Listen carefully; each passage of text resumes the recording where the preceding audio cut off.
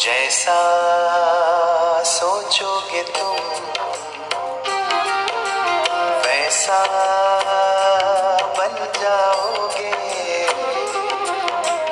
जैसा कर्म होगा वैसा फल पाओगे।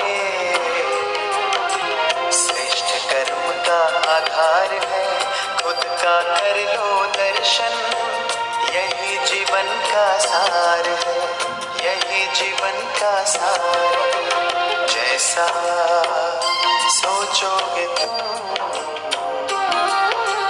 वैसा बन जाओगे, जैसा कर्म होगा वैसा फल पाओगे।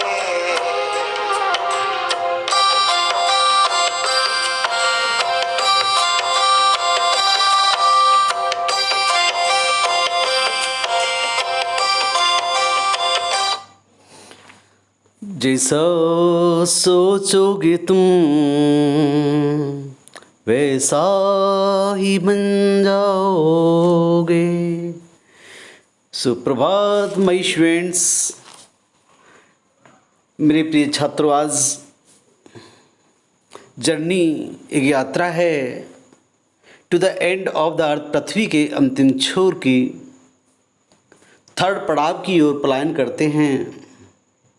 और निश्चित ही आप इसको अपने जहन में उतारेंगे और बहुत मेहनत करेंगे इस चैप्टर के ऊपर, ताकि कोई भी कैसा भी प्रश्न बोर्ड के द्वारा पूछ लिया जाए, निश्चित ही आप मन क्रम वचन से आप उसको जवाब दे सको। और आज हमारा जो टॉपिक है इसमें ह्यूमन इम्पैक्ट, मानवीय टकराव। ह्यूमन इम्पैक्ट में आज हम पढ़ेंगे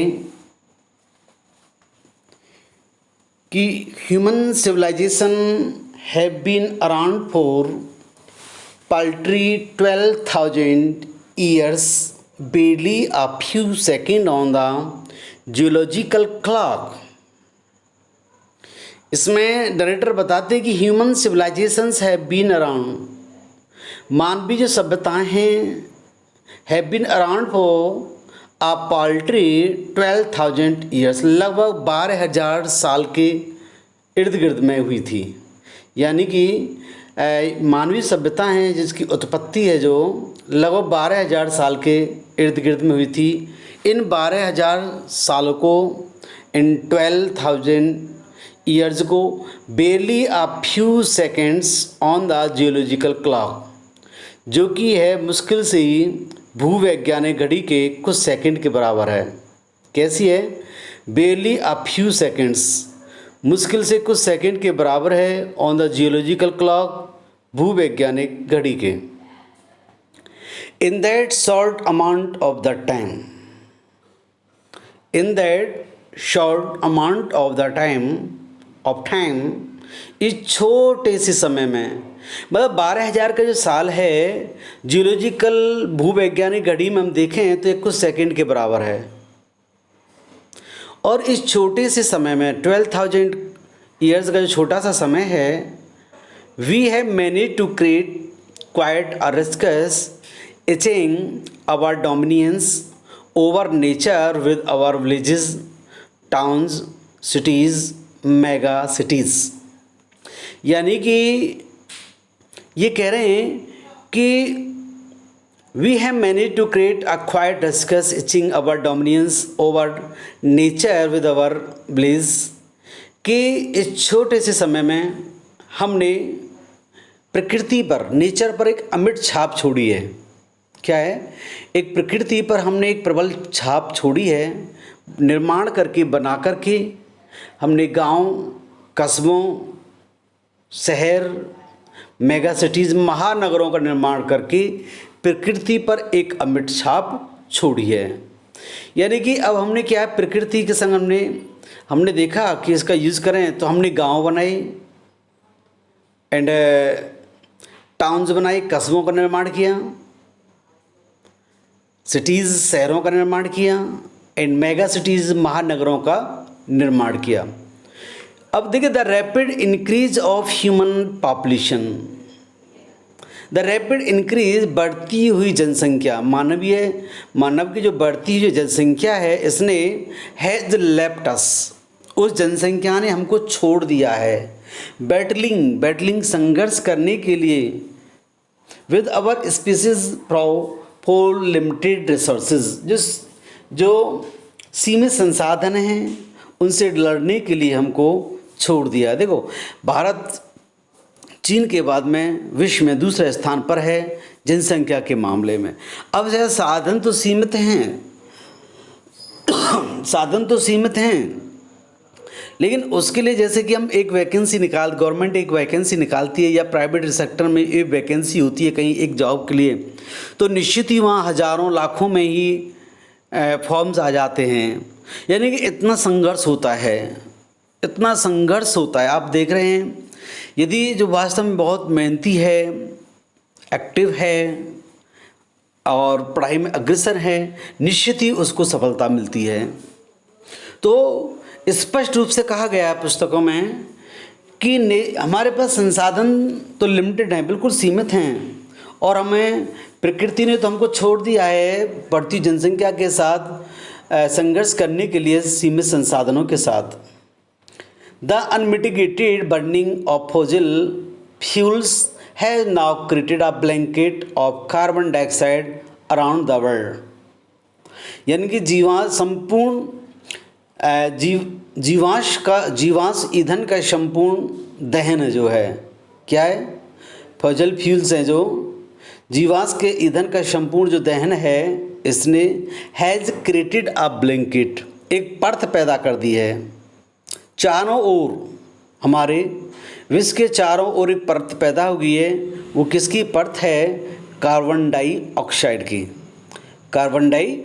की, विच इज़ स्लोली, जो कि धीरे धीरे बट श्योरली, किंतु निश्चित रूप से increasing the average global temperature, धीरे धीरे विश्व के तापमान में वृद्धि कर रहा है। ये निश्चित ही वह धीरे धीरे विश्व के तापमान में उसके तापमान को बढ़ा रहा है। आप यहाँ रीड एंड फाइंड आउट देख रहे हैं डियर। तो इसमें क्वेश्चन है जो आप इसको जूम कर सकते हो। मैं इसको जूम कर देता हूँ, देखिए ये रहा। तो इसमें आप देख रहे हैं क्वेश्चन दे रखा है कि what are the indication for the future of human kind. क्या इंडिकेशन है ह्यूमन काइंड के भविष्य के लिए? तो आप इसे फाइंड आउट करिए। आप आगे देखते हैं थोड़ा सा। Climate change is one of the most hotly contested environmental debates of our time. Climate change, जलवायु परिवर्तन,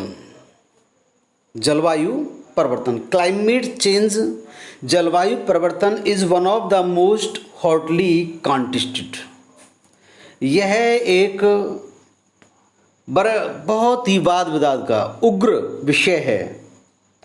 पर्यावरण डिबेट का, पर्यावरण के बारे में हमारे समय, हम ये कह सकते हैं हमारे समय का पर्यावरण के बारे में वाद विवाद का सबसे उग्र विषय जलवायु परिवर्तन है।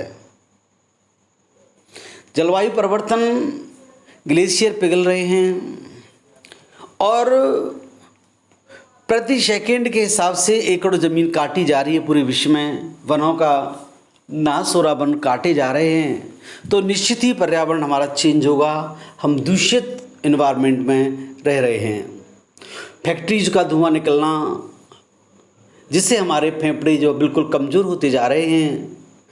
व्हीकल्स के द्वारा निकलने वाले धुएं से हम पूरी तरह से प्रभावित हैं। आपने देखा कोविड-19 जो महामारी है कोरोना वायरस की, इसमें लॉकडाउन के दौरान पूरा देश थम गया, पूरा विश्व थम गया। तो देखिए, तो नज़ारा बिल्कुल अलग था क्लाइमेट का, और पर्यावरण एनवायरनमेंट बिल्कुल शुद्ध मिला हमें। नदियाँ स्वच्छ हो गईं, धुआं कहीं नज़र नहीं, बादल साफ नज़र आने लगे थे। लेकिन अब जैसे जैसे लॉकडाउन खुला तो निश्चित ही अब हम उसी कंडीशन की ओर आगे बढ़ते हुए जा रहे हैं। तो आज जलवायु परिवर्तन एक वाद विवाद का उग्र विषय बना हुआ है हमारे पर्यावरण के बारे में। और क्वेश्चन बनता है कि will the West Antarctic ice sheet melt entirely? क्या पूरी वेस्ट पश्चिमी एंटार्क्टिक की जो बर्फ़ की जो परतें हैं पूरी की पूरी पिघल जाएंगी? क्या वो पूरी की पूरी मेल्ट हो जाएंगी? या will the Gulf Stream ocean current be disrupted? क्या ये जो गल्फ की जो खाड़ी है, यानी क्या खाड़ी की जो धारा है महासागरीय प्रवाह से तितर बितर हो जाएगी, या डिसरप्टेड हो जाएगी, अस्त व्यस्त हो जाएगी, बाधित हो जाएगी? या ये क्वेश्चन बनता है, you will have to find out the answer, will it to be the end of the world? प्रिय साथियों, आप देखिए, पढ़िए ध्यान से, will it be the end of the world? क्या इसे संसार नष्ट हो जाएगा? एज वी नो इट, जैसे कि हम आज जानते हैं? मे बी, यदि ऐसा होता रहा ना, एक दिन संसार नष्ट हो सकता है। और मे नॉट बी, यदि हमने कोई कदम उठा लिया तो नहीं भी। Either way Antarctic is a crucial element in this debate. Antarctica एक आवश्यक महत्वपूर्ण बिंदु है, महत्वपूर्ण तत्व है आज की डिबेट में। आज जो डिबेट होती हैं, वाद विवाद प्रतियोगिताएं होती हैं, उनमें एक महत्वपूर्ण है। नॉट जस्ट बिकॉज, इसलिए नहीं बिकॉज तुम सोच रहे हो it is the place in the world, कि ये एक उपयुक्त स्थान है संसार में, इसलिए नहीं। विच हैज़ नेवर सस्टेन्ड, कि ऐसा स्थान है जहाँ कभी भी नहीं रही ह्यूमन पॉपुलेशन, कभी भी यहाँ मानव की जनसंख्या पैदा नहीं हुई, इसलिए नहीं है। Therefore remains relative pristine in this respect, but more importantly, इसलिए कि because it holds in its ice cores 500,000 year old carbon record trapped in its layer of ice। ये कह रहा है कि ऐसा नहीं है, आप सोच रहे हैं कि बिल्कुल इस लिहाज से आदिकालीन या स्वच्छ है, इसलिए नहीं है। आप देख रहे हैं यहाँ लिखा है, दोबारा देखिए, आप पढ़ के देखो, बिल्कुल साफ लिखा हुआ है। Not just because it is only place in the world, इसलिए नहीं क्योंकि ये संसार का एक इकलौता स्थान है जहाँ पर which has never sustain human population, जहाँ कभी मानवीय जनसंख्या पैदा ही नहीं हुई है। इस लिहाज से therefore remains relative pristine in this respect, इस लिहाज से यह स्वच्छ रहा है आदिकालीन। more importantly, लेकिन सबसे महत्वपूर्ण बात यह है कि because it holds in its ice course 500,000 year old carbon records, ये सिमटे हुई है अपनी परतों में 5 लाख वर्ष पुराने कार्बन रिकॉर्ड को अपनी बर्फ की परतों में सिमटी हुई, ट्रैप की हुई है। If we want to study, अरे भाई, यदि हम चाहते हैं, if you want to study, यदि हम चाहते हैं क्या करना बताइए? If you want to study, हम अध्ययन करना चाहते हैं, एग्जामाइन, और जांचना चाहते हैं द अर्थ्स पास्ट, पृथ्वी के भूत के बारे में, प्रेजेंट वर्तमान के बारे में, एंड फ्यूचर और भविष्य के बारे में, तो निश्चित ही Antarctica is the place to go. Antarctica एक उपयुक्त स्थान है जाने के लिए। क्या है? एंटार्क्टिका एक उपयुक्त स्थान है जाने के लिए। देखिए आगे, इश्वेंट ऑन आइस, यानी कि यदि हम पृथ्वी के प्रेजेंट पास्ट फ्यूचर को जानना है तो निश्चित ही मेरे विचार से एंटार्क्टिका एक बहुत उपयुक्त स्थान है। वहाँ जाएं और वहाँ सीखें, पता चल जाएगा पृथ्वी के प्रेजेंट और पास्ट और फ्यूचर के बारे में। इश्वेंट ऑन आइस ये कार्यक्रम है हिम पर विद्यार्थी। The program I was working with on Sokolsky, यहाँ लेखिका यानी कि नरेटर के सुनाती हैं, बताती हैं कि मैं काम कर रहे थे सोकलस्की उनका एक वेजल है, एक जहाज़ है, पानी का खोजी जहाज़ है, रूस का है। एम्स ये लक्ष्य था टू डू एग्जैक्टली दिस, बिल्कुल वैसा ही करना। वास्तव में यह उद्देश्य था कि by the taking high school students की हाई स्कूल के विद्यार्थियों को ले जाना to the ends of the world, संसार के अंतिम छोर पर, यह हमारा उद्देश्य था। उन विद्यार्थियों को प्रोवाइडिंग देम, उनको प्रदान करना विद इंस्पायरिंग एजुकेशन, प्रेरणादायक शिक्षा, अपॉर्चुनिटीज़ अवसर, which will help them foster a new understanding, जो कि ये जो सूझ है, समझ है, सहायता करेगी, एक नई सूझ प्रदान करेगी समझ की, रेस्पेक्ट करेगी ऑफ आवर प्लानिट, अपने ग्रहों के बारे में, यानी कि अपने ग्रहों को समझने के लिए नई समझ उत्पन्न करेगी। ये उद्देश्य था कि मैं यहाँ पे क्वेश्चन बन जाता, व्हाट वाज द एम, लक्ष्य क्या था, टू टेक, ले जाना हाई स्कूल स्टूडेंट को ऑन द प्रोग्राम, कार्यक्रम के तहत, स्टूडेंट ऑन आइस, स्टूडेंट यानी कि हिम पर विद्यार्थी। माय डियर, आप देख रहे हो ये उद्देश्य था कि इन बच्चों को इंस्पायरिंग एजुकेशन, प्रेरणादायक शिक्षा दी जा सके, अपॉर्चुनिटीज़, अवसर प्रदान किए जा सकें, और ये अपॉर्चुनिटीज़, ये प्रेरणादायक शिक्षा उनमें सहायता करेगी एक नई अंडरस्टैंडिंग प्रदान करने में। तो it has been operation for 6 years, यह जो कार्यक्रम है लगभग 6 वर्ष के लिए चला। हेडेड बाई, जिसके मुखिया थे कनाडा के जॉब ग्रीन। तो अब यह क्वेश्चन बन जाता, जॉब ग्रीन कौन थे, यानी कि क्या थे और इन्होंने किसके मुखिया थे। हु गॉट टायर्ड, जो जॉब ग्रीन है वो थक गई। Who got tired of carting celebrity, लाते लाते सेलिब्रिटीज़ को, रिटायर्ड को यानी कि सेलिब्रिटीज़ को, विशिष्ट हस्तियों को, रिटायर्ड को, सेवा मुक्त व्यक्तियों को, curiosity seekers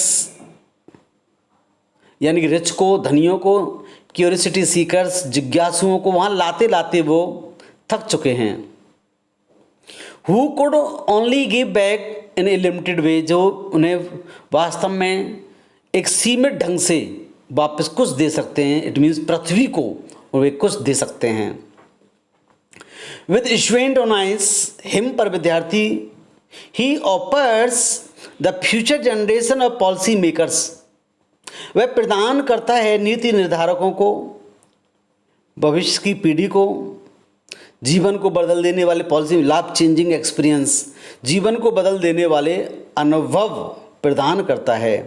at the age, इस अवस्था में, दे आर रेडी टू एब्सर्व, जब वो तैयार हों एब्सर्व करने के लिए, आत्मसात करने के लिए, लर्न, सीखने के लिए, मोस्ट इम्पॉर्टेंटली एक्ट, महत्वपूर्ण कार्य को सीखने के लिए यह सब कर सकें।